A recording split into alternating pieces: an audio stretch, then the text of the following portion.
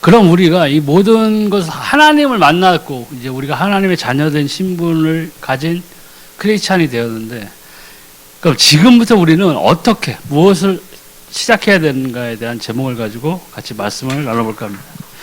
오늘의 주절은 요한복음 17장 11절에서 12절입니다. 나는 세상에 더 있지 아니하나니 하오나 그들은 세상에 있사옵고 나는 아버지께로 가옵나니 거룩하신 아버지여 내게 주신 아버지의 이름으로 그들을 보존하사 우리와 같이 그들도 하나가 되게 하옵소서. 내가 그들과 함께 있을 때에 내게 주신 아버지의 이름으로 그들을 보존하고 지키었나이다. 그 중에 하나도 멸망하지 않고 다만 멸망의 자식뿐이오니 이는 성경을 응하게 함이니이다. 아멘. 구원받은 저와 또 여러분들은 영적으로 완전한 해방과 자유를 얻었습니다. 그럼 지금부터 우리가 최종 우리의 목적지인 하나님의 나라에 들어가기 전까지 이 땅에 이제 살아야 되는데, 과연 어떻게 우리는 살아가야 될까에 대해서 말씀을 같이 나눠볼까 합니다. 이 지구의 마지막 종말, 심판까지 사단이 존재하고 있음을 깊고 세밀히 알고 우리가 명심해야 합니다. 이 지상의 책 중에 이 사단의 음모를 폭로한 책은 이 성경뿐입니다. 그러니까 쉽게 얘기해서 왜 인간이 힘들어진 삶을 살 수밖에 없고 죄에 그렇게 빠지고 하는 것에 대한 원인은 영적인 배후에 사단이 존재하고 있다는 것인데, 다른 유명한 철학자가 쓴 책이나 공자와 맹자라는 그런 중국의 또 전통적인 학문으로 여겨지는 그런 것들을 봐도, 불교를 봐도 뭐를 봐도 이 사실을 알려주는 책은 이 성경 외에는 없다는 거예요. 그러니까 사람들이 원인은 아무것도 모른 채 그것을 해결하기 위해서 발버둥 치고 만들어 놓은 것이 그런 철학, 사상, 종교 이런 것들입니다. 거기에서 답을 얻고자 하는데 답을 얻을 수가 없는 거예요. 수십 년 고행을 하고 인도에 보면 못을 침대처럼 만들어서 그냥 거기에 빽빽하게 해가지고 거기서 누워서 20년을 있었다, 30년을 있었다 해봐도 답을 찾을 수가 없습니다. 이 사단이 완전히 결박되는 날, 사단이 멸망하는 날이 이 지구의 종말의 날. 마태복음 25장 41절에 또 왼편에 있는 자들에게 이르시되 저주를 받은 자들아 나를 떠나 마귀와 그 사자들을 위하여 예비된 영영한 불에 들어가라. 원래 지옥은 뭐예요? 하나님을 떠난 타락한 천사들, 사단과 그의 추종자된 타락한 천사들을 벌하기 위해서 만들어 놓은 것이 지옥이라는 거예요. 근데 하나님의 형상대로 창조된 사람을 보고 사단이 하나님과의 관계를 끊어버리려고 했던 것이죠. 그리고 첫사람 아담과 하와가 어떻게 됐어요? 타락했어요. 하나님의 언약을 저버리고 에덴 동산에서 쫓겨났다. 그 후로 우리 남자의 씨를 받은 모든 사람들에게는 하나님을 떠난 원죄가 있게 됩니다. 그러나 방심하지 말 것은 악한 영들과 미혹의 영, 거짓 선지자의 영, 이단의 영, 귀신들을 활용하여 신자들을 계속 방해하고 있어요. 불신자들은 말할 것도 없고, 불신자들은 자기가 알지도 못한 채 그 사단의 영향력을 고스란히 받고 있다는 거죠. 그런데 성경에도 나와 있지만 사자가 울부짖으면서 먹이를 찾는 것처럼 삼킬 자를 찾는다고 했어요. 그러니까 불신자는 그냥 자기 자식이야, 마귀의 자녀라고 나와 있잖아요. 영적 소속이. 안 건드리는 거예요. 그럼 누구를 향해서 그렇게 울부짖으면서 삼킬 자를 찾으러 다녀요? 믿음이 연약한 신자들을 찾아서 공격하기 시작합니다. 그러니까 많은 크리스찬들이 교회에 나와서 예배드리고 기도하고 찬송하고 하지만 그 내면을 이렇게 보고 그들의 생활을 보면은 삶의 기쁨이 없이 살아가는 거예요. 교회는 다니는데 힘들어. 힘들어. 내 삶은 지옥이야. 그래도 다행이다. 나는 구원받았으니까 천국은 갈 수 있겠다. 이 소망으로 하루하루를 오히려 힘겹게 살아가는 우리 크리스찬이라고 칭하는 사람들이 너무나 많다는 거예요. 저도 마찬가지예요. 저도 하다가 아프거나 뭐 어려운 일을 당하거나 속상한 일을 당하거나 뭐 이러면은 또 저도 마찬가지거든요. 아니 왜 이런 일이 나한테. 근데 성경을 보세요. 성경에는 우리가 겪었던 그 어떤 아픔보다도 더한 아픔을 겪은 사람들이 너무나 많아요. 그러면서도 그 사람들은 뭐예요? 하나님과 동행했어요. 요셉이 형들한테 버림당하고 노예로 팔려가고 했을 때 감옥까지 가고 억울하게 감옥까지 가고 그렇게 했을 때 그러면 요셉이 그런 고난을 당하는 순간에는 하나님과 동행하지 않았었나요? 아니잖아요. 근데 우리는 하나님과 동행을 하지 않고 있기 때문에 요셉은 그래도 동행을 했어요. 동행을 했으니까 그 고난 가운데서도 기쁨으로 자기에게 하나님이 주신 소명대로 살아간 거예요. 그래서 마침내 국무총리가 됐을 때 깨달았잖아요. 자기 판 형들을 봤을 때 깨달았다고요. 요셉은. 뭘 깨달았어요? 당신들이 나를 판 게 아니라 하나님이 나를 여기 보내신 거죠. 그러니까 용서할 수 있었던 거예요. 그러니까 미워하지 않을 수 있었던 거예요. 왜요? 요셉은 자기가 국무총리가 되므로 그 형제들을 봤을 때 하나님의 계획을 완전히 깨달았어요. 뭐예요? 이스라엘을 구원하기 위해서. 자기 아버지 및 형제, 자매, 그 이스라엘의 족속들을 구원하기 위해서 하나님이 자기를 이 국무총리 자리에 세우게 했다는 것을 완전히 깨달았다는 거죠. 근데 우리들의 문제는 뭐냐? 저도 마찬가지지만 이 교회는 나와서 예배드리고 기도하고 해요. 그래서 저는 좀 하나님을 인격적으로 완전히 만난 사람이에요. 그러니까 여러분들도 마찬가지일 거예요. 그러니까 증거가 있다고요, 나한테. 그러니까 부인할 수가 없어요. 내 꼬라지를 보면 하나도 하나님이 살아있는 것 같지 않지만 하나님은 분명히 살아계시다고요. 그거를 부인할 수는 없어요. 그게 저한테는 큰 신앙의 자산이에요. 왜? 분명히 살아계세요. 하나님 분명히 살아계시고 예수 그리스도께서 분명히 나를 위해서 2000년 전에 십자가에서 피 흘리셨어요. 내 그 피로 나의 모든 죄가 속해지고 나의 신분이 하나님의 자녀로 되어 있어요. 변하지 않아요. 그리고 영원히 우리와 함께 하시는 성령을 약속하신 대로 우리에게 보내주셨고 그 성령이 나와 함께 계시죠. 근데 왜 못 느끼냐? 내가 기도 안 해서 그런 거예요. 내가 하나님의 뜻대로 살지 않기 때문에 그런 거예요. 그래서 사람들이 하나님의 뜻대로 살아야 무슨 거창한 것을 막 생각한단 말이죠. 요셉처럼, 욥처럼 그런 거창한 것들로 생각하는데 사실은 하나님과 동행한다는 것은 거창한 뜻이 있어서 동행하는 게 아니에요. 뭐예요? 하나님이 살아계시고 내가 예수 그리스도의 피로 생명을 얻은 자이기 때문에 난 당연히 하나님과 동행하는 사람이 되어야 된다고. 근데 우리 일상생활에서 그 하나님의 동행함을 소중하게 생각하거나 그것을 느끼기 위해서 노력하는 것보다는 내 생활의 염려 그런 거에 빠져 있는 거예요. 영적 성장 흔히들 얘기하죠. 뭐 영적 부흥, 영적 성장. 우리가 참 한국 사람들이 말은 너무너무 잘하는 것 같아요. 천국에서 말 제일 잘하는 민족은 아마 대한민국 사람일 거예요. 근데 말만 잘해요. 말만. 영적 부흥. 영적 부흥이 뭔데요?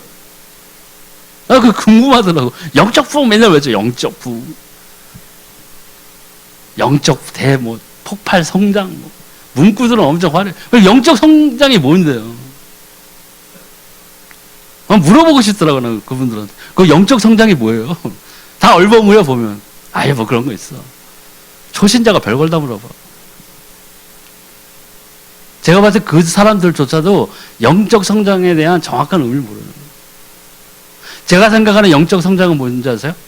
제가 느낀 거는 그리스도를 닮아가는 거예요. 그게 가능하게 될 때, 그게 이루어질 때 하나님이 믿음의 장성한 분량까지 자라가는 길을 내가 걸어가고 있다면 나는 하나님과 동행하는 자예요. 그게. 내 은행 통장 잔고가 올라가야 하나님이 계시고 이런 거는 솔직히 신앙이 아니에요. 그거는. 사람들 얘기하죠. 뭐 기복신앙이라고 그러죠. 근데 기복은 맞는데 그냥 기복이야, 기복. 신앙도 아니야, 그거는. 우리가 통장 잔고 그대로 천국 가지고 가요?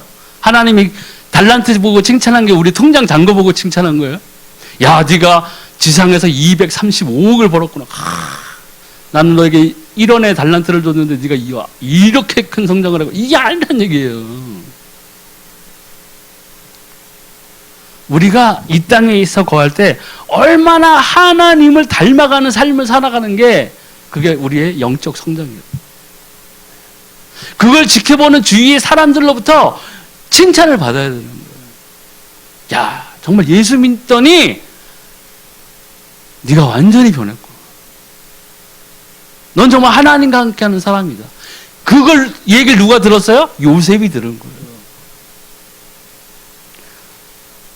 보디발이 그러잖아요. 다 보고, 야, 하나님이 너와 함께하는구나. 형통하는. 그게 진짜 형통이라고요. 네. 그게 진짜 형통이라고요. 우리가 잘 생각하셔야 돼요. 그건 어떻게 해야 돼요? 기도로서 승리해야 돼요. 에베소 6장 18절. 모든 기도와 간구를 하되 항상 성령 안에서 기도하고 이를 위하여 깨어 구하기를 항상 힘쓰며 여러 성도를 위하여 구하라. 여기서 또 우리가 유념하게 볼 구절은 뭐냐면 이 모든 기도와 간구를 하다가 성령을 하고 이를 위하여, 그죠? 앞에 것들을 위해서 뭐를 놓고 해요? 깨어 구하기를 항상 힘쓰라. 네. 이것이 하나님을 믿는 사람들, 예수 그리스도로부터 우리가 피의 구속을 당해서 우리가 생명을 얻은 자들이 해야 될 기도는 이런 기도를. 먼저 나의 것을 놓고 기도하는 것이 아니라 하나님의 것을 놓고 기도해야 된다. 당대에 완전했던 욥의 기도 말씀드렸잖아요. 욥이 뭘 놓고 기도했어요?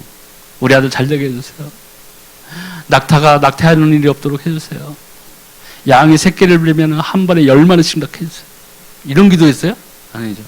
그 자녀들을 위한 기도가 뭐예요? 여호와 하나님 앞에서 죄를 짓지 않게 해달라고 기도했어요. 혹 죄를 진 것이 있다면 하나님 우리 자녀들의 죄를 용서해 주세요. 이 기도를 했다는 거예요. 우리 기도하고는 완전 틀리죠. 우리 아들 지방대는 안 돼요, 하나님. 원룸 못 살게 안 돼. 인서울 40일 금식 기도. 누구 거 놓고 기도하는 거예요? 내 거 놓고 기도하는 거예요. 그 기도는 절에 다니는 사람도 똑같이 해요. 무당 앞에 가서 점치고 굿하는 사람도 그 기도 제목은 똑같이 하고. 그게 어떻게 하나님의 의와 그의 나라와 의를 구하는 기도가 되겠어요?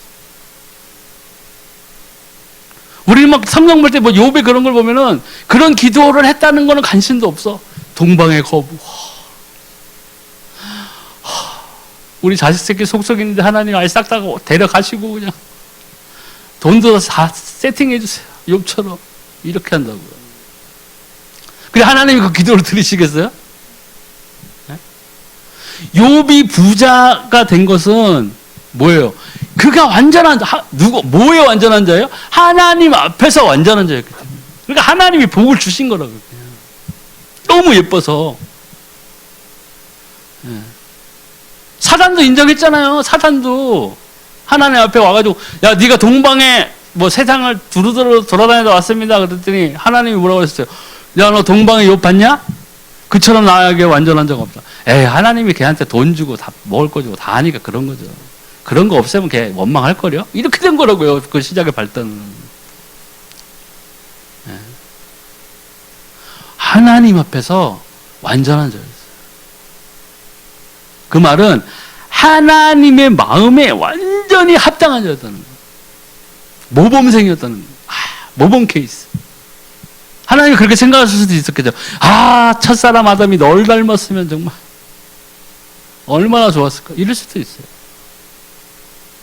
근데 우리는 내가 돌이켜보고 우리가 생각해야 될 거는 내가 하나님 앞에서 과연 이 욥과 같은 사람인가? 나는 도대체 하나님 앞에서 어떠한 사람인가? 그러면 답은 나오게 돼 있어요. 뭐 오래 생각할 것도 없어요. 자기가 한 기도 제목만 봐도 돼요. 여지껏 했던 기도 제목만 봐도 내가 하나님의 마음에 합당한 자인가 아닌 것을 우리가 바로 알 수 있어요. 그럼 어떻게 돼요? 잘못했으면 빨리, 성경에서 답은 하나예요. 성경이 말하는 거 빨리 벗어나요. 빨리 벗어나요. 탕자처럼. 돼지가 먹던 주엄나무 열매 먹다가 그래도 깨달아서 왔잖아요. 다시 그나마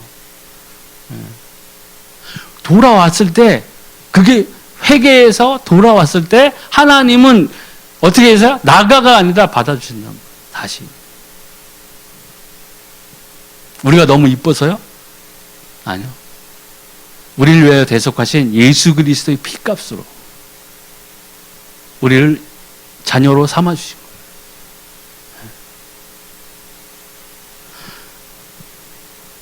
그렇기 때문에 기도하고 또 뭐요? 사단은 가정을 또 해방해요. 지금 같은 시대에는 무너지는 가정이 어마어마하게 많죠. 마태복음 12장 28절 29절. 그러나 내가 하나님의 성령을 힘입어 귀신을 쫓아내는 것이면 하나님의 나라가 이미 너에게 임하였느니라. 사람이 먼저 강한 자를 결박하지 않고서야 어떻게 그 강한 자의 집에 들어가 그 세간을 강탈하게 되냐. 결박한 후에야 그 집을 강탈하리라. 사단이 하는 일이에요. 첫 가정이 무너졌잖아요. 아담과 하와가 그 첫 가정이 무너졌다고요. 둘이 부부싸움 했어요, 막? 이 세상에 단 둘밖에 없는데 어디 한눈을 팔아? 그러고 막 서로 싸웠어요? 네가 나보다 하나님을 더 사랑하는구나? 그러고 막 서로 싸웠나요? 아니잖아요. 그 가정이 무너진 뒤에 배경이 뭐였어요? 사단이 있었어요. 하나님의 언약을 떠나게. 요즘 세대에 뭐 이렇게 많이들 가정이 무너지나요? 다른 것을 보기 때문에 그런 거예요. 옛날에 주례사 제일 많이 쓴 말이 뭐죠? 검은 머리가 팥불이 될 때까지 살아라. 그나마 우리 어머니 세대 때는 그나마 참고 살았어. 그냥 참고 살았어. 악으로 깡으로 삼았어. 이혼하면 또 주변에서 손가락질하고 그러니까 애새끼 불쌍해가지고 에휴 못 떠나 그러고 떠들고 맞으면서도 같이 살았다고. 지금 그래요? 절대로 안 그래요. 요새는 서로 사랑해서 결혼하는 것이 아니라 서로 조건을 보고 결혼하는 비율이 너무나 많다는 거예요. 제가 말씀드린 사랑은 뭐가 따라야 된다고 그랬어요? 사랑은 희생이에요. 하나님이 세상을 이처럼 사랑하다 독생자를 주셨다고 그랬죠. 그게 뭐예요? 하나님이 사랑을 확정하셨다고 그랬잖아요. 그 사랑이 뭐예요? 희생이.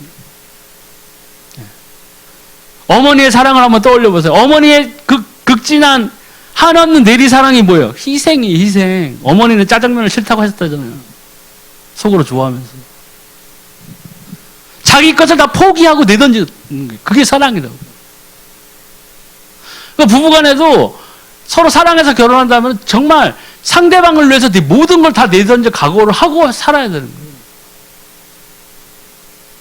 그게 없으니까 조건만 보니까 그 조건이 사라지면 뭐예요? 같이 살 이유를 발견 못하는 거예요. 못 참는 거예요, 한마디로. 예. 그래서 사단이 지금 세대에서는 가정을 너무나 강하게 공격하고 있다.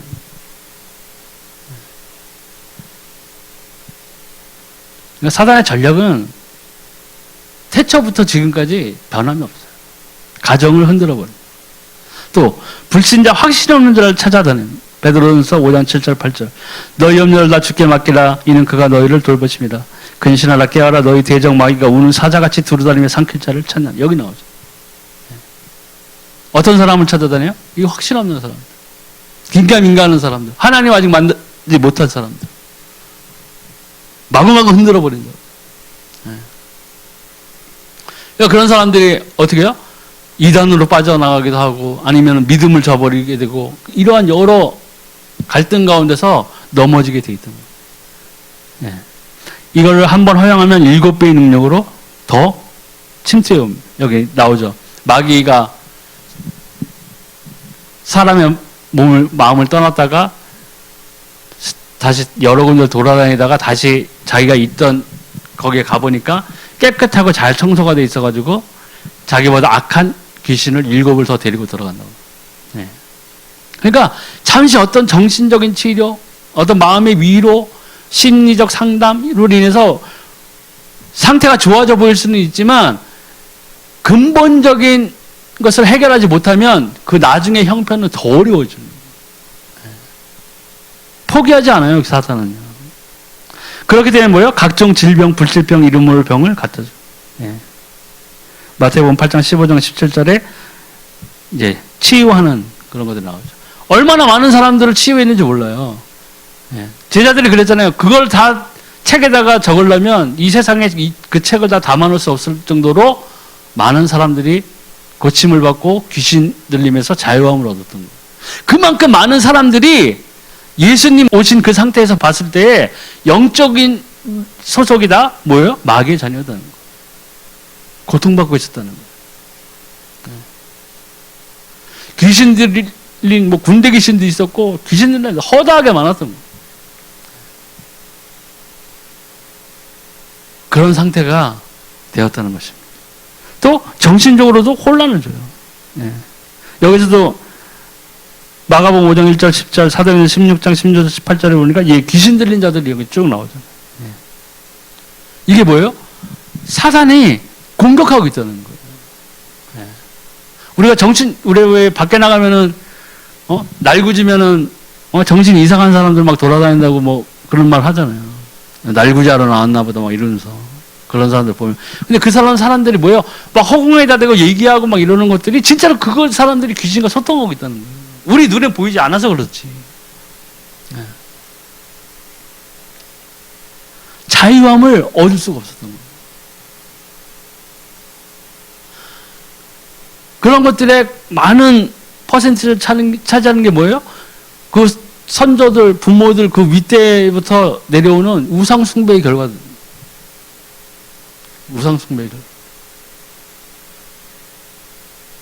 특히 우리나라 뭐 제사하면 또 우리나라 뭐 넘버원이죠. 모르고 했는데 아예 그냥 예절이지 뭐. 이게 무슨 뭐 우상이야. 돌아가신 부모님들한테 음식 차려놓고 그냥 절하는 건데 이게 뭐 귀신에게 하는 거야. 하지만 그 이면을 보니 뭐예요? 성경에는 분명히 밝혀 나오고 이방인이 제사하는 게 뭐라고 그래서 귀신에게 하는 거죠. 아 귀신이 와서 먹어요? 그리고 올 수나 있어요? 성경에 나오잖아요. 못 와요. 부자와 나사로 보세요. 부자가 아브라함이 간청했을 때 아브라함이 뭐라고 그랬어요? 너와 나 사이에 구렁이 있어도 내가 거기도 갈 수도 없고 너가 여기로 올 수도 없고 너가 저 지상에 내려갈 수도 없다고 했더라고요. 근데 어떻게 와서 먹어요? 먹기는. 속고 있는 거예요. 근데 이 우리의 대적 원수 마귀는 확신 있는 자를 피해야 되는 야고보서 4장 7절 그런 너희는 하나님께 복종할지어다 마귀를 대적하라 그리하면 너희를 피하리라.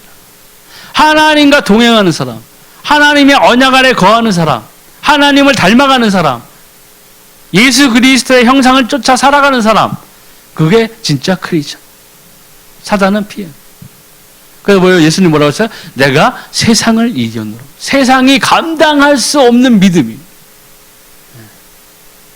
세상이 감당할 수 없는 믿음. 원수 마귀도 피해. 사도 바울이 그 사역에서 여러 증거를 나타냈을 때 그 누구죠? 대제사장의 아들들이 귀신 들린 자한테 가서 그랬잖아요. 내가 바울이 믿는 하나님 예수의 이름으로 명하노니 귀신아 떠나라 했더니 귀신이 뭐라고 내가 예수도 알고 바울도 아는 네 뭐냐 해가지고 다 덮쳐버렸죠. 옷 다 찢어버리고 그랬어요. 네. 흉내내는 걸로는 안 된다는 거예요. 흉내내는 걸로. 또 물었는 것, 실만한 것을 찾으러 다니는 물었는 거예요. 성령이 없는 것. 네. 성령과 함께하는 자. 근데 성령은 우리에게 선물로 주셨잖아요. 우리가 주셨다고요. 우리가 내주하라고. 근데 문제는 내 안에 계신 성령과 내가 내주는 하고 있지만 소통이 없는 거예요. 그렇기 때문에 공격을 더 당하는 거예요. 네. 그건 뭐예요? 다시 말하면 육신의 소욕이 극대화됐을 때 하나님의 것을 찾지 못하는 거예요. 하나님의 것을 느낄 수도 없는 거예요. 성령이 나와 함께 계신데도 내가 성령이 함께 한다는 증거를 내 삶에서 발견할 수가 없는 거예요. 그걸 돌이켜보면 뭐예요? 내 삶이, 내 생활이 육신의 소욕으로 가득 차 있다는 증거예요. 그걸 벗어나야 된다고요. 또 빈집을 찾아도. 도둑들의 특징이 뭐예요? 빈집 찾는 거예요. 믿음이 없는 신자들, 믿음이 약한 신자들, 확신이 없는 신자들, 확신이 약한 신자들을 찾아 공격하는 거라고요. 사단의 목적이 뭐예요? 또 우리가 하나님으로 받은 그 생명 구원은 건드릴 수 없지만 우리들이 삶에서 다른 사람들에게 하나님의 선한 영향력을 끼치는 것을 사단은 죽도록 싫어한다는 거예요. 왜요? 그걸로 인해서 다른 생명이 구원받기 때문에. 그렇기 때문에 공격을 하게 되죠. 또 기도하는 것과 성경 아는 것을 가장 싫어합니다. 데살로니가전서 5장 16절 18절. 그렇기 때문에 여기 나오죠. 항상 기뻐하라, 쉬지 말고 기도하라, 범사에 감사하라. 이것이 그리스도 예수 안에서 너희를 향하신 하나님의 뜻입니다. 이 하나님의 뜻대로 살아가는 자들을 반대로 생각하면은 살아가는 사람들은 아까의 이야기처럼 이 원수 마귀가 대적하는 일에서 우리가 승리할 수 있는 거예요. 아예 덤비지도 않는다는 거예요. 또 예배를 바르게 드리는 것을 가장 싫어요. 마태복음 4장 8절 11절. 마귀가 또 그를 데리고 지극히 높은 산으로 가서 천하 만국과 그 영광을 보며 이르되 만일 내게 엎드려 경배하면 이 모든 것을 내게 주리라. 이에 예수께서 말씀하시되 사단아 물러가라 기록되었을 때 주 너희 하나님께 경배하고 다만 그를 섬기라 하였느니라. 이에 마귀는 예수를 떠나고 천사들이 나와서 수종드리라. 가장 정확한 올바른 예배 뭐예요? 살아계신 하나님을 인정하고 우리가 그 하나님을 경배하는 예배. 의심을 가지고 하나님이 계셔 말어 이러고 예배드리면 그 예배는 실패한 예배예요. 뭐예요? 믿음이 없이는 뭐예요? 하나님을 기쁘게 해드릴 수가 없어요. 하나님은 누구에게도 속지 않으신다는 거예요. 누구에도 속지 않으세요. 내가 목사님도 속일 수 있고 우리가 사모님도 속일 수 있고 내 옆에 앉아있는 성도들을 속일 수는 있어요. 근데 뭐예요? 우리가 예배에 왔을 때에는 이 예배를 받으시는 하나님을 우리가 속일 수는 없다는 거예요. 가장 큰 문제는 이 올바른 예배, 하나님의 살아계심을 인정하는 예배, 하나님이 살아계심으로써 기뻐하는 예배거든요. 왜 기뻐하고 찬송하고 경배하는? 하나님이 살아계시기 때문이에요. 그렇기 때문에 영영이 찬송 받으실 분이 하나님이시라는 거예요. 또 그분이 우리에게 무엇을 주셨어요? 그의 아들 예수 그리스도를 통해서 우리에게 영원한 생명을 주셨다는 거예요. 어떻게 안 기뻐할 수 있겠어요? 또 주일 성수, 또 전도하는 것을 굉장히 싫어하죠. 왜 다른 사람에게 선한 능력, 하나님의 복음을 전하는 거 가장 싫어하게 돼 있어요. 그걸 통해서 다른 사람들이 생명을 받기 때문에. 그러므로 5가지 사실을 항상 기억하고 우리가 생활해야 된다. 첫 번째 뭐냐? 예수 그리스도를 바르게 깊이 아는 일. 사단은 이 예수 이름 앞에서 완전히 결박되기 때문에. 이사야서 나오죠. 그가 찔림은 우리의 허물 때문이요 그가 상함은 우리의 죄악 때문이라. 그가 징계를 받음으로 우리는 평안을 누리고 그가 책찍에 맞음으로 우리는 나음을 받았다. 이 성경 구절 그대로 예수 그리스도께서는 우리를 위하여 십자가에 달리시고 그 전에 또 책찍 맞고 머리에 가시관을 쓰면서까지 피 흘리시면서까지 그 사명을 다 담당하셨어요. 그리고 십자가상에서 마지막에 내가 다 이루었다고 말씀하셨다. 그게 우리의 신앙의 힘이에요. 원천이라고. 종교는 사람이 무엇을 얻기 위해서 노력해야지만 얻을 수 있는 것이지만 우리의 신앙은 하나님이 이미 다 이루어 놓으신 것을 우리가 믿는 거죠. 어마어마한 차이가 있다는 것입니다.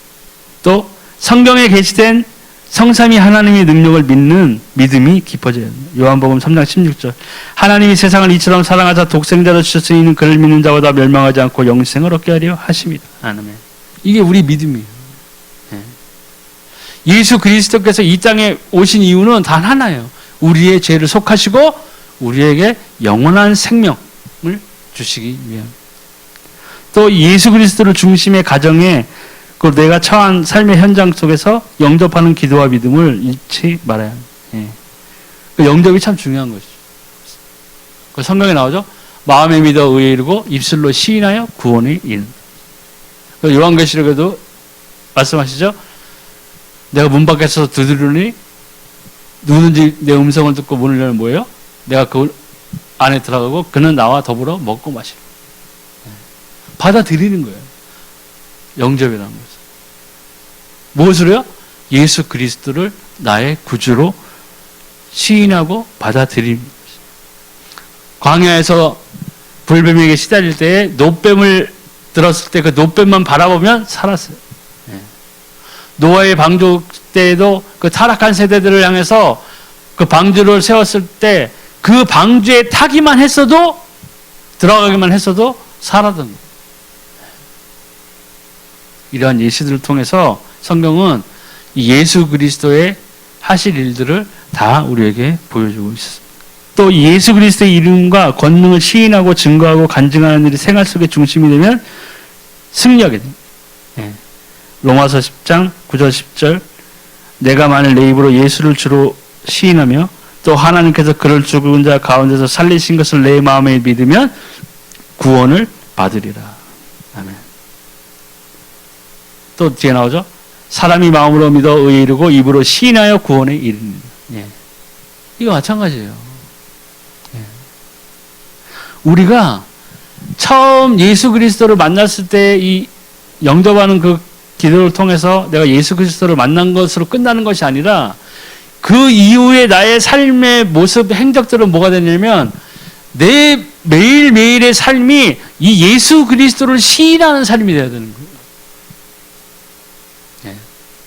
예수 그리스도를 시인하는 삶이 뭐예요? 죄에서 벗어난 삶이에요. 새로운 피조물로서의 삶이라고요. 그 전에 내가 영악하고 사람들에게 노여워하는 자였고, 내가 인색한 자였고, 내가 토색질하는 자였고, 내가 음란한 자였고, 남에게 정의를 베풀기보다는 남의 것을 빼앗는 것을 즐기는 사람이었고, 남에게 칭찬하는 것보다는 내가 남에게 험담을 좋아하는 사람이었고, 저주하는 사람이었다면 거기서 완전히 바뀌어야 되는 삶을 살아야 되는 거예요. 그게 뭐예요? 내가 하루하루를 예수 그리스도를 주라 시인하고 사는 모습이에요. 예수님 믿었어. 주님 감사합니다. 나 예수님 믿었어. 근데 이 사람이 문제는 뭐야? 도둑이야, 도둑. 근데 예수님을 믿었다고 하면서 도둑질을 계속하네. 왜요? 그랬더니 11조 내려고. 11조 많이 내야죠. 그리고 도둑질 계속하면 되겠어요? 아니잖아요. 우리가 날마다 나의 삶의 모습에서 주를 시인하는, 예수가 그리스도임을 시인하는 삶을 살아야 된다는 거예요. 그게 진정한 크리스찬의 삶이에요. 오늘은 찬송가 10곡 불렀으니까 내일은 11곡 불러야지. 뭐 이것도 좋아요, 좋기는. 그죠? 나는 오늘 기도 25분 했으니까 내일은 하나님 35분 하고, 이것도 좋아요. 그런데 좋은데 그것만 해서는 되는 게 아니라는 거예요. 내 삶에서 내가 주를 시인하는 삶, 그런 삶입니다. 내가 부인했던 삶의 모습을 지속적으로 계속 영위하면서 하나님 사랑합니다 하면 안 된다는 거예요. 나 이제 어저께 만나가지고 예수님 시인하고, 예수님 주로 시인하고 내가 그리스도를 영접하였으니까 나는 이제 구원받았어. 아멘 하면서, 그러니까 나는 이제는 교회는 안 나가도 돼. 하나님 감사합니다. 나에게 자유, 프리함을 주셨어. 할렐루야! 그리고 교회를 안 가. 예배를 안 드려. 그 구원받은 삶이에요? 제가 생각하는 기준 중에 하나는 뭐냐면요. 내가 만났던 경험에 비춰보면 하나님을 사랑하고 예수 그리스도를 만났다면 뭐예요? 예배를 드려야 돼, 예배를. 이걸 안 드리고, 나 구원받았어. 아멘, 하나님 감사합니다. 난 영원한 프리야. 천국에서 와요, 성도들. 그리고 안 와. 야, 이해를 못해. 구원받았다면, 생명을 가진 자라면 당연히 예배 드려야 된다고요. 내가 그런 분 봤거든요. 내 선배인데. 교회를 안 나가. 예배를 안 드려. 그리고 가끔 가다가 만나면 그래요. 하나님이 나를 얼마나 사랑하지. 사랑하시지. 그럼 당연히 사랑하시지. 어떤 사람도 교회를 나가면 은혜를 감당하지 못하겠대. 그래서 안 나가. 대단하다. 자기 믿음 안에 갇혀 사는 사람들. 예배 드려야 돼요. 내가 기도하는 사람이라면 당연히 예배 드려야 돼요. 내가 하나님을 사랑하는 사람이라면 당연히 예배 드려야 돼요. 와이프를 너무 사랑하는데요. 그리고 와이프랑 안 살아. 딴 데 가서 살아. 다른 여자랑 살아. 그리고 맨날 나는 와이프를 너무 사랑해. 되겠어요 그게? 난 아들을 너무 사랑해 하면 아들을 고아원에 보내버려요. 아들아 내가 너를 위해서 매일 기도해 줄게. 왜 사랑하는 거예요? 아니잖아요. 하나님은 우리를 뭐라고 그랬어요? 고아와 같이 내버려 두지 않겠다고 했다고. 네. 출애굽의 대명분이 뭐였어요? 예배. 모세가 바로를 찾아갔을 때 뭐라고 했어요? 우리가 여기를 떠나서 광야에 나가서 우리가 하나님께 예배 드려야 돼요. 제사예요. 그게 대의명분이었어요.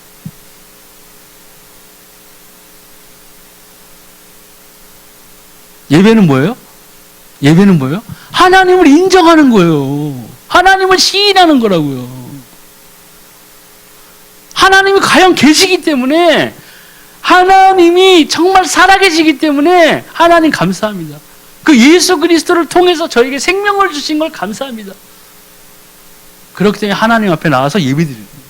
하나님을 인정하는 삶이라고요. 그 삶이 이 모델이 되는 게 어디예요? 천국이 천국. 요한계시록 보세요. 거기서 뭐예요? 짝짝꿍이에요? 쎄 하면서 놀아요? 자, 오늘 지역구 행사 있습니다. 그러고 그럴 거예요? 아니잖아요. 영영이 살아계신 하나님을 찬송하고 경배하는 곳이 천국이라고요. 거기 도로에 있는 뭐 금 캐다가 팔 거예요? 야, 하나님 여기 녹보석도, 청보석도 있고, 와, 화려하다. 그거 캐가지고 어디다 가서 팔 건데요. 아무 소용 없는 거예요. 그것들은 구원받은 우리 영혼 성도들을 위해서 하나님이 베풀어 놓으신 것들이라고요. 그걸 보고 감탄해야 되겠어요? 의사가 살려줬는데 주사기에다 절해보세요. 어떻게 되겠어요? 아유, 주사기 감사합니다고. 의사는 저기 있어. 아유, 못생긴 거죠? 뭐야, 저거. 난 주사기가 최고야. 이러고 살아야 되겠어요? 잘못되고 있는 거예요. 예. 우리 날마다의 삶이 하나님을 시인하는 삶이에요. 그게 무슨 삶이에요? 거룩한 삶이에요. 하나님을 닮아가는 모습. 예수 그리스도를 닮아가는 모습. 그렇게 살아야 돼요. 그게 칭찬받는 크리스찬이에요. 예. 하나님이 인정하는 삶, 신자라고. 그렇게 될 때 하나님 앞에서 완전한 자가 되는 거예요. 욥처럼. 그에 걸맞는 삶의 모습을 갖추고 그에 걸맞는 기도를 할 수 있고 그에 걸맞는 기도의 응답으로 내 삶을 채워나가야 되는 거예요. 교회에 나와서 성경 구절 몇 개 외워가지고 받는 달란트가 그거 아무것도 아니에요, 사실. 머리 좋고 기억력 좋으면 다 받아요. 솔직히. 그거 받으면 과연 믿음이 좋은 건가요? 너는 못 받았기 때문에 그런 말 하지 마. 이런 말 하지 말고. 나는 그런 거 받지도 않았어요. 다르지도 않았기 때문에. 우리가 다르게 생각해요. 또 예수 그리스도가 우리의 주인이 되면 성령의 능력이 우리의 능력, 환경, 지성, 배경과 관계없이 역사는. 사도행전 1장 8절에 나오죠. 오직 성령이 너에게 임하시면 너희가 권능을 받고 예루살렘과 온 유대와 사마리아 땅 끝까지 이르러 너의 증인이 되리라 하시는. 이것이 증인. 증인은 뭐예요? 본자라고요. 내가 겪은 거예요. 뭘 겪었어요, 이 사람들이요? 예수가 그리스도. 그리고 그분의 약속대로 마가 다락방에 모였더니 성령이 체험한 거예요. 그 성령의 체험을 받았을 때 어떻게 됐어요? 그 사람들이요? 나가서 갑자기 뭐 거부가 됐나요? 아니요. 밖에 나가서 그리스인 여러 지역에서 온 사람들한테 그 나라의 방언대로 그 나라의 말대로 가서 뭘 전했어요? 복음을 전했다는 거예요. 그러니까 그 여러 나라에서 온 사람들이 깜짝 놀랐잖아요. 아니, 이 사람들이 술이 취했나? 아니, 분명히 유대인들인데 얘네가 갑자기 우리 헬라어를 하네? 다 무식해 보이는데? 옷도 거지같이 입고? 근데 얘네들이 왜 갑자기 이런 얘기를 하지? 그거예요. 그렇잖아요. 우리가 성령 집회 가서 그 체험하는 것도 좋아요. 나쁜 게 아니에요. 네. 성령이 역사하는 방법은 여러 가지이기 때문에 그런 것에서 정말 하나님을 간접 체험할 수 있고 너무 좋은 거예요. 근데 우리는 그런 걸 받는 게 이제 중독이 되는 사람들도 있다는 거예요. 거기에만 가면 안정감이 들어. 근데 거기를 벗어나면 뭐예요? 하나님이 안 계신 것 같아요. 그런 문제가 있는 거예요. 남들이 안수받고 막 5m로 떨어지면 나는 막 온몸에 힘을 다해서 스프링처럼 날아가. 7m. 올림픽 기록이다. 넘어지고 자빠지고 해서 강하게 넘어지고 멀리 넘어지고 해서 그게 하나님과의 관계가 깊어지는 게 아니라는 거예요.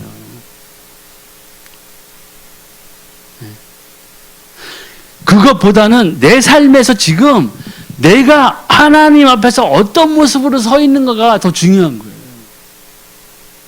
그게 뭐냐? 성령의 인도를 받는 삶이 된 거예요. 그때 내가 하나님의 뜻대로 기도하면 하나님이 응답을 주시기 시작하는 거라고요. 내 삶에 개입하시기 시작하는 거예요.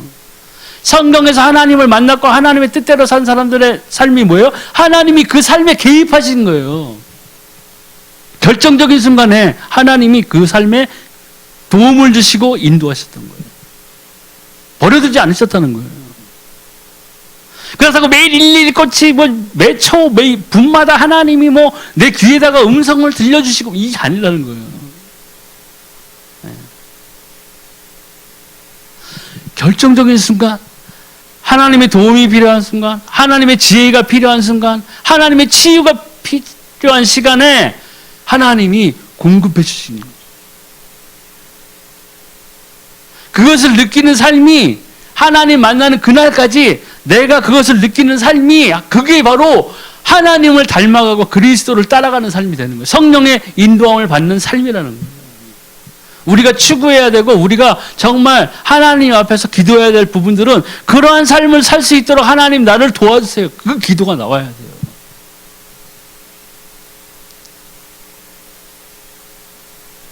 우리 집이 남양이 아니어서 추워요. 하나님 도와주세요. 남양으로 이사가기 도와주세요. 그런 기도도 할 수는 있겠죠. 근데 문제는 우리가 그런 기도를 하면서 이루어지지 않으면 하나님을 원망한다는 거예요. 목사님을 원망해요. 사모님한테 가서 막 원망한다고. 목사님 요새 목사님 중보하시면서 저 기도하세요? 24를 위해서는 25분 중보하시고 저를 위해서는 2분 하시는 거 아닙니까? 왜? 하나님은 안 보이니까 못 따져. 따질 수도 없어요. 원망이 솟아나는 거예요. 하나님과 멀어지면 뭐예요? 불신앙이 생기는 거예요. 그 불신앙이 뭐예요? 원망이에요. 불평이에요. 비교하고 남과의 삶을 비교하고 시작해요. 나중에는 막 성경을 읽으면 열받아 막. 성경에 있는 인물과 나를 비교해. 더 중요한 건 못 봐. 그 사람이 성경 속에 있던 그 인물들이 어떻게 하나님과 동행했고 그 반대급부로 하나님은 그들에게 복을 주시고 그들의 삶에 어떻게 개입하셔서 그 개입한 결과가 무엇으로 나타났는지를 우리는 놓치고 있다는 거예요. 잘 우리가 생각해요. 여기 그림 이야기가 나오는데 그림은 이제 마음속에 의자가 있다고 생각한다면 그 의자에 누가 앉아있느냐? 내가 그 의자의 주인이냐? 하나님 예수 그리스도는 저 의자 밑에다가 내려놓고 내가 주인으로 행세하느냐? 아니면 그리스도가 내 삶의 주인이 되느냐는 그런 그림인데 예시를 보여준 건데 그리스도가 내 삶의 주인이라면 내 마음의 보좌에 앉아 계시고 나를 치리하시는 정말 나의 왕이신 그리스도시라면은 어떻게 되겠어요? 삶의 방향이 틀려져야 돼요. 모습이 틀려져야 돼요. 얼굴이 잘생겨지고 그러는 게 아니에요. 내 삶이 틀려져야 된다. 네.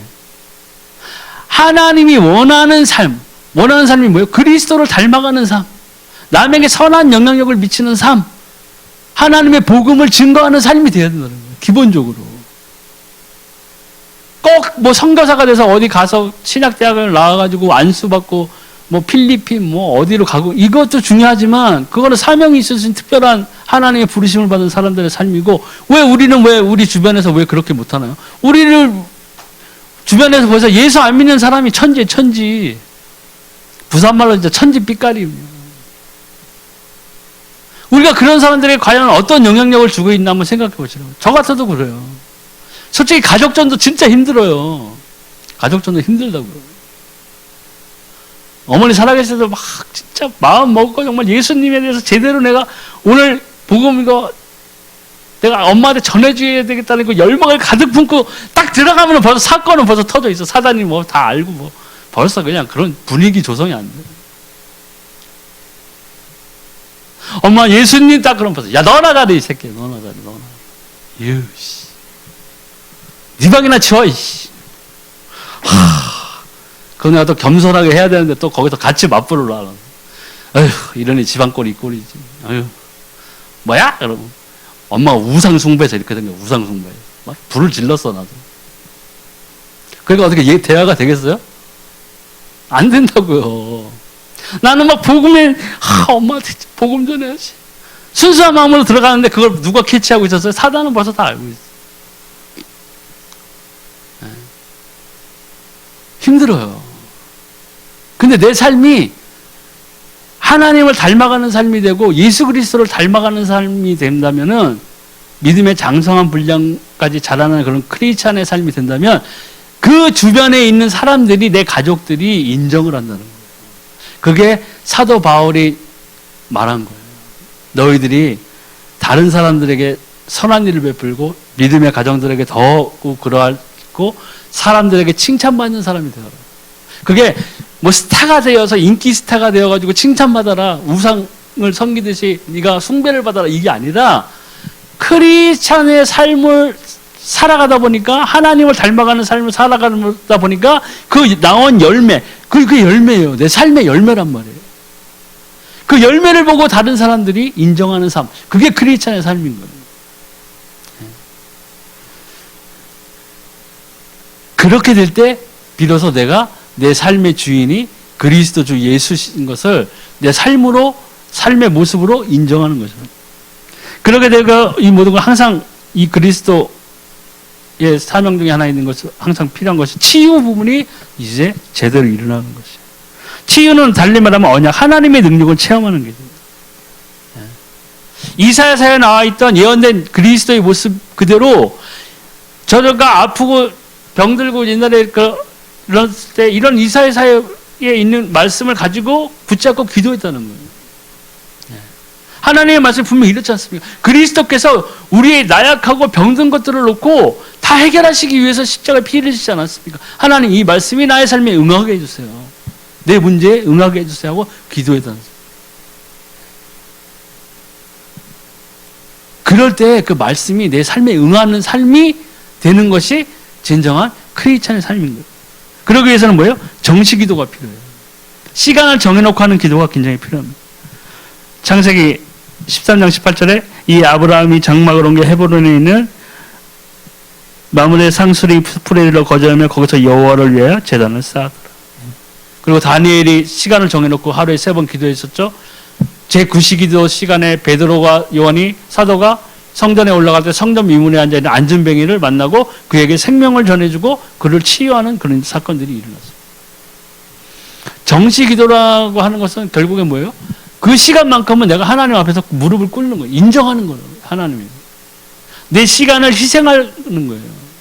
그 예배가 그래서 희생이잖아요. 희생 제물이 있어서만 그래서 희생이 아니에요. 내 삶의 시간, 물질 그런 것들을 다 하나님 앞에 하나님이 살아계시기 때문에 내가 희생 제물로 내려놓는 거라고.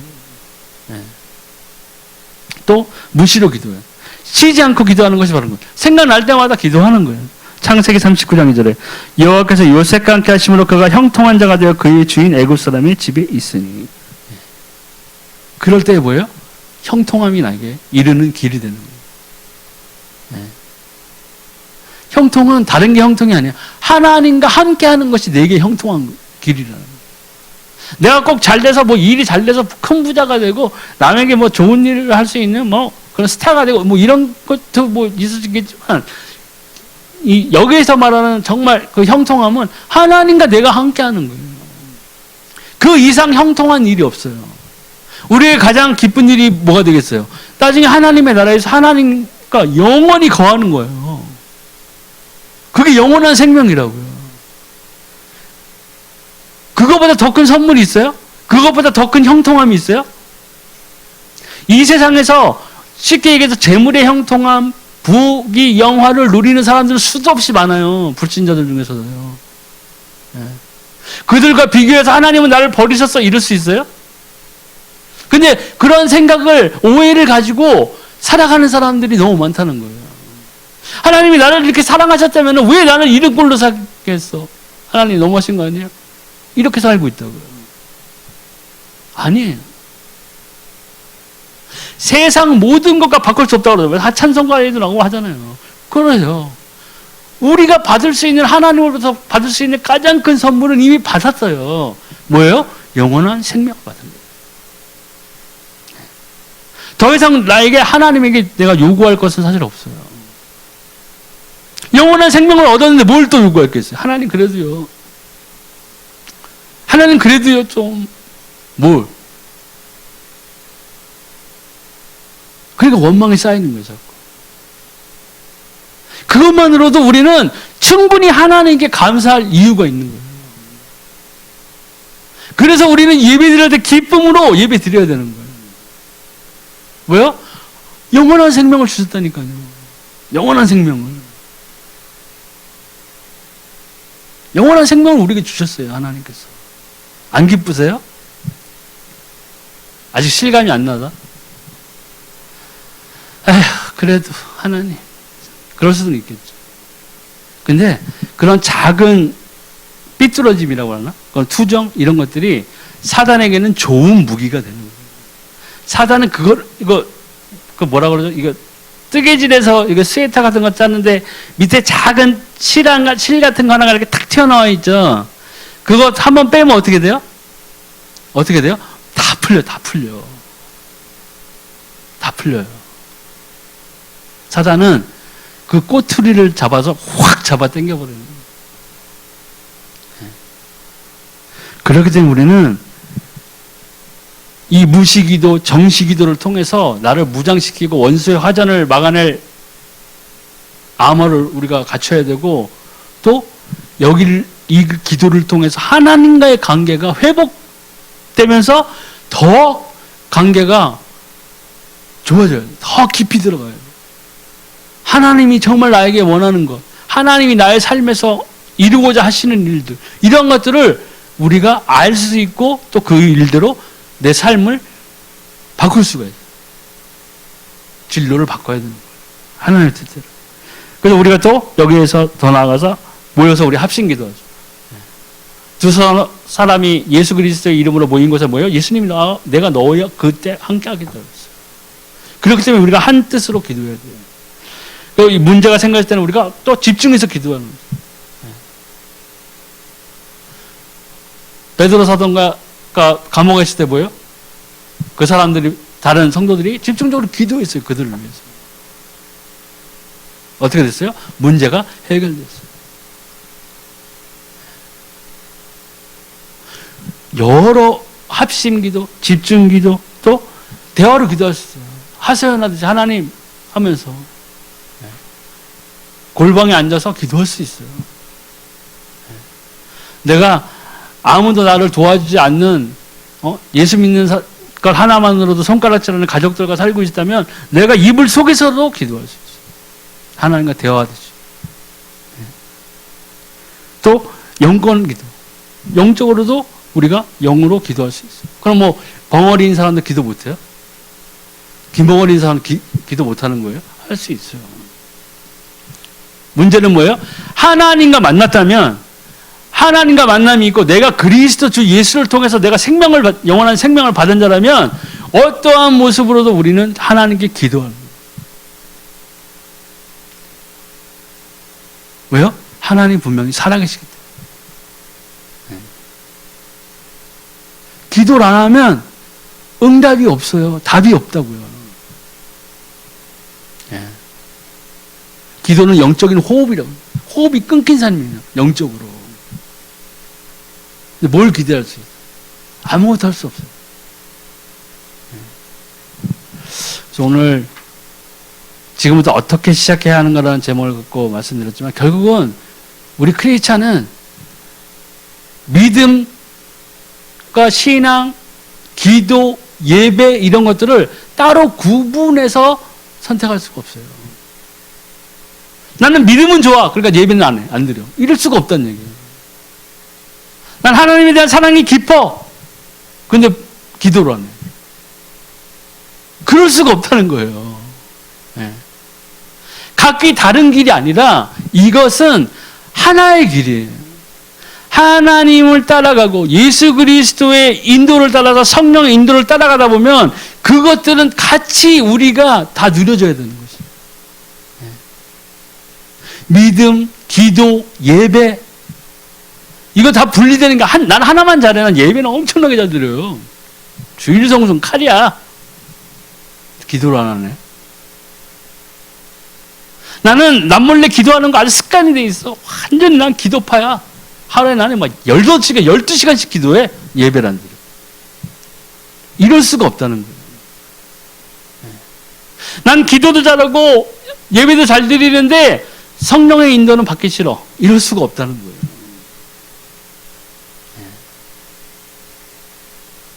우리 크리스찬들은 하나님의 말씀을 따라가는 삶, 하나님의 인도대로 성령의 인도대로 따라가는 그 삶에서 벗어나지 않는 이상에는 하나님이 주신 이 언약들을 내 삶에서 충분히 누리고 살 수 있어요. 그렇게 살지 못한다는 것은 뭐예요? 하나님이 안 계시기 때문이에요? 예수님이 2000년 전에 오셔서 힘을 잃어버리셨나요? 성령님이 지금 잠깐 다른 사람한테 가 있나요? 그게 아니에요. 내가 하나님 앞에서 잘못된 삶을 살고 있다는 거예요. 빨리 우리가 돌아가야 돼요. 제자리로. 네. 우리는 잠시 삐뚤어 나갈 수는 있어요. 네. 잠시 하나님의 길에서 벗어나서 실망감도 갖고 넘어질 수도 있고 자빠질 수도 있고 있어요. 하지만 우리는 다시 돌아와야 돼요. 그래서 우리의 삶이 정말 크리스찬으로서 하나님 앞에서 우리의 삶 속에서 하나님을 시인하고 예수 그리스도를 시인하고 성령의 인도대로 따라가는 그런 삶을 우리가 살아야 된다는 거죠. 꼭 그러한 삶을 사시는 모든 성도님들이 되기를 기도드립니다. 오늘 말씀 마치겠습니다.